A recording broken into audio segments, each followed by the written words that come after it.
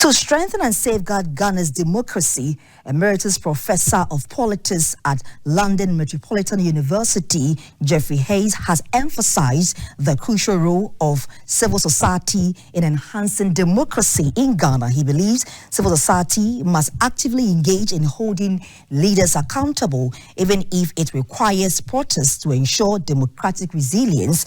Professor Hayes shared these highlights at the Center for Democratic Development CDD's 19th annual Kronti Akwamu lecture in Accra.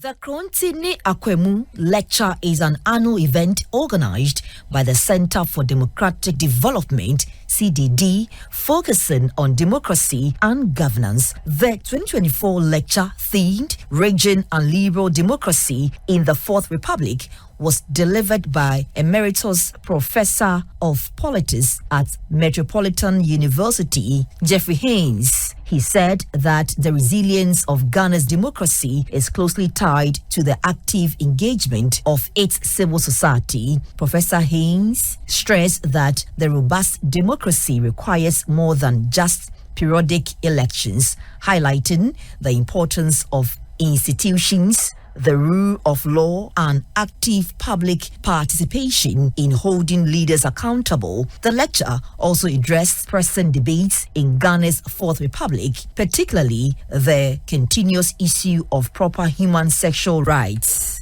As Ghana navigates the complexity of democratic governance, questions about religious values, individual freedoms, and the role of the state in regulating moral and social behavior are becoming increasingly prominent in national discourse. Absolutely, the role of civil society to ensure that Ghana's democracy not only survives but thrives.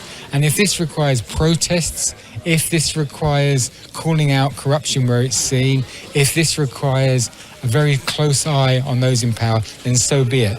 The IMF, for example, would feel obliged to threaten Ghana's new loans. And this, as you well know, would be catastrophic for Ghana's economic prospects.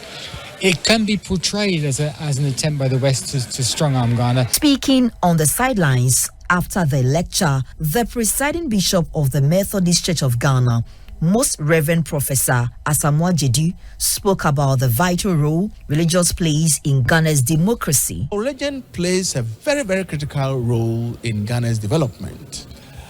If you take the issue of the alternative sexual lifestyles, the LGBTQI issue, it was never such a big issue in Ghana until the West decided to make it a condition for aid.